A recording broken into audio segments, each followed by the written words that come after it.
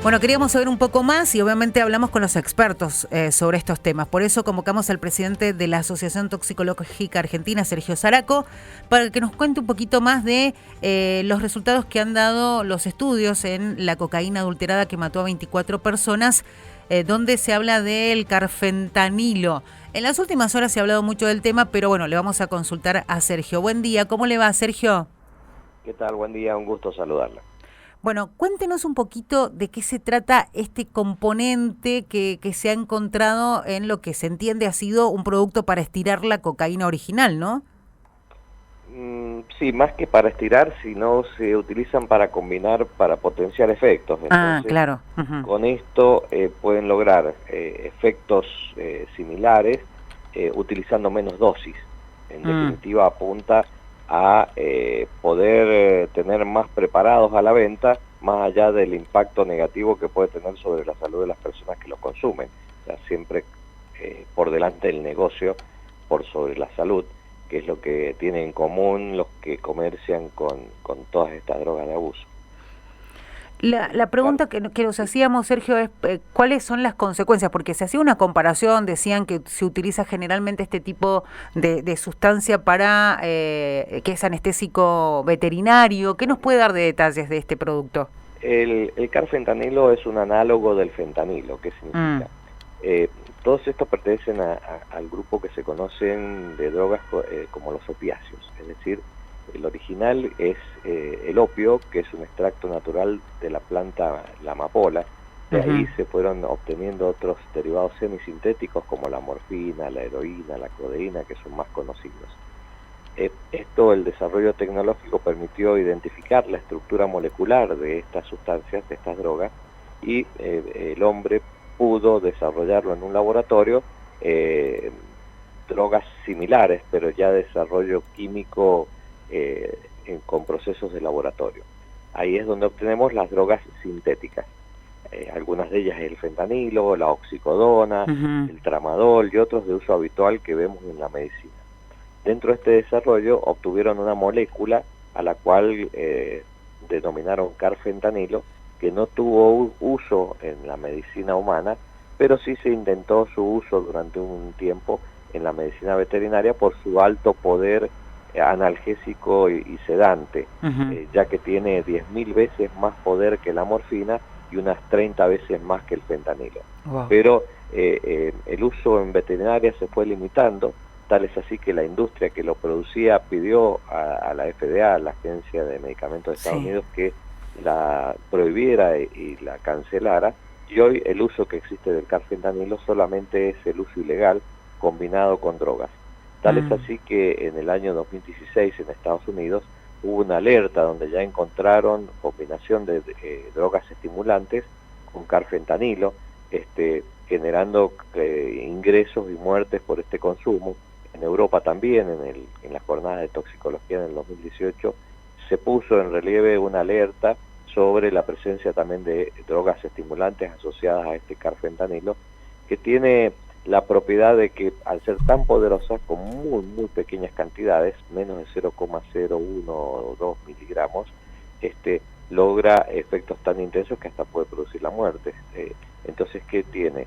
Acá no es esperable que importen toneladas, o como cuando hay algún operativo que vemos un playón lleno de ladrillos de cocaína, claro, o paquetes de marihuana, sino acá con la cantidad de droga que pueden traer en un sobrecito, en un paquetito muy pequeño, pueden generar miles de dosis, y eso es lo que lo hace tan rentable, pero que despierta estos alertas porque el rango, al ser tan poderoso, entre la dosis útil en esta combinación que hacen con otras drogas y la dosis letal es muy estrecho. Entonces un mínimo error a la preparación, al hacer la preparación, puede llevar desde que tenga un efecto deseado o este efecto disruptor en el sistema nervioso central se transforma en la muerte del que lo consume, como pasó con estas más de 20 personas en Argentina y más de 70.000 que se producen al año en Estados Unidos.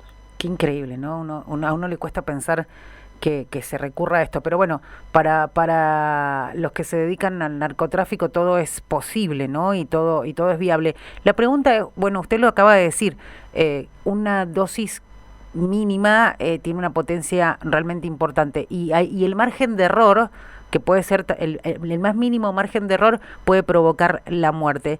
El tema es el siguiente: ¿cómo es que se logra por ahí la adulteración de las drogas, esto de darle tal vez potenciarlos? ¿Quiénes son los que realizan este tipo de trabajo? ¿Hay expertos que se dedican a hacerlo o realmente es una cuestión que terminan haciéndola casi al azar? No, esto existe todo un desarrollo, es una industria en este caso del delito. Uh-huh. Hay lugares específicos en donde hay precursores químicos ya que no son laboratorios altamente tecnificados, entonces Claro. hay sustancias que son similares, algunas de uso legal, como la piperidina que escuchamos, Sí. que ya teniendo este principio base que se utiliza en la industria del caucho, de los plásticos, otra industria, que se puede ingresar a distintos países, en laboratorios menos tecnificados y legales, pueden modificar esta estructura molecular, Uh-huh. obteniendo estos análogos del fentanilo como el carfentanilo u otros que hay. Ahí es donde ya se obtiene esto en este lugar de producción, entre comillas, y ahí después se canaliza derivándolo a los países que lo piden para cortar o distribuir en la calle. Hay de estos lugares, ya hay lugares de corte, donde sí, más tecnificado, con balanzas, porque acá en este caso se hablamos de 0,01 miligramos o menos, entonces sí se necesita un lugar específico de corte, en donde una vez que esto es logrado, se distribuye para el comercio en las calles. Es decir, es toda una logística y un proceso como tienen otros productos legales, nada más que acá con lo que se está comerciando es con la vida de las personas, y Uh-huh. esto es lo nefasto, y que movilizan fortunas, millones de dólares, que les da la posibilidad de tener toda una estructura y todo un elemento para poder desarrollarlo y llevarlo adelante.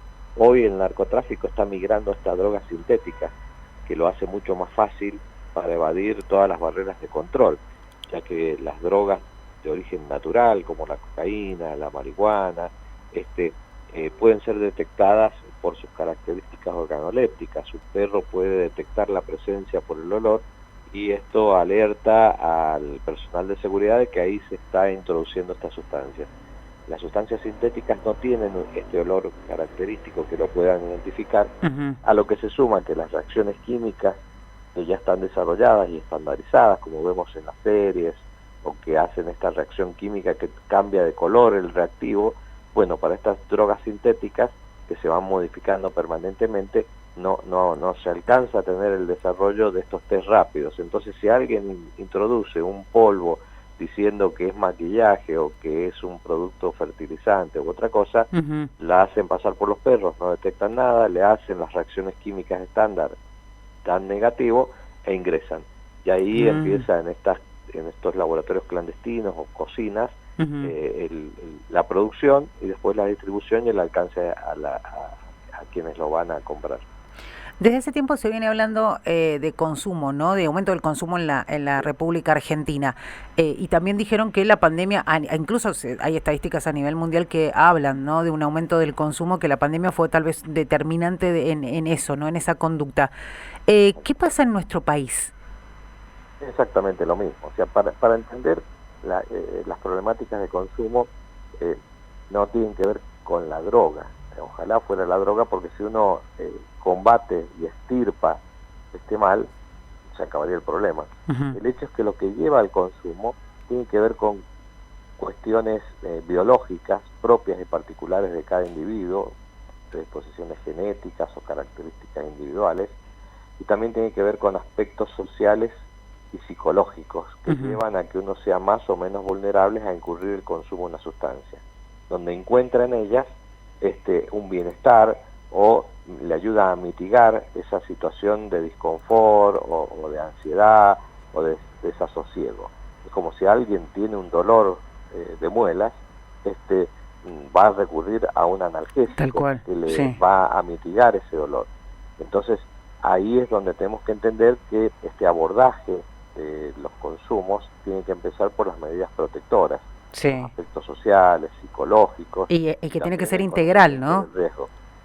Por eso la pandemia, que generó un terreno, y todos lo hemos padecido, de incertidumbre, nos alejó de las actividades familiares, las actividades recreativas, el encuentro interpersonal, que son todas medidas protectoras, llevó a que alguien incurrió al uso de alguna de estas sustancias, legales o ilegales, como puede ser alcohol, como puede ser tabaco, puede ser cannabis o cocaína, y con eso se notó que se sentía mejor, que podía dormir mejor o que podía estar por un rato en mejor medida.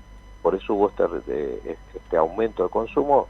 Lo mismo pasó con el aumento que vimos, que hubo un aumento extraordinario de bebidas alcohólicas, pero sin duda relacionado a esta situación. Por eso el abordaje es tan complejo y tiene que ser mantenido en forma orgánica con distintas estrategias, no solamente persiguiendo a la droga, sino tenemos que mejorar las condiciones en nuestra sociedad, sin con duda actividades deportivas programadas, ofrecerle a los chicos otras alternativas que no sea la droga, como deportes, juegos, divertimento, y otras actividades que se han hecho durante muchos años en nuestro país, donde habían las unidades de fomento, los clubes barriales, salidas a la montaña, la actividad grupal son acciones que protegen sobre las drogas. Hoy lo que está predominando son todas las actividades individuales. Ensimismados en un juego de celular o alejado de la sociedad, producto de la misma inseguridad,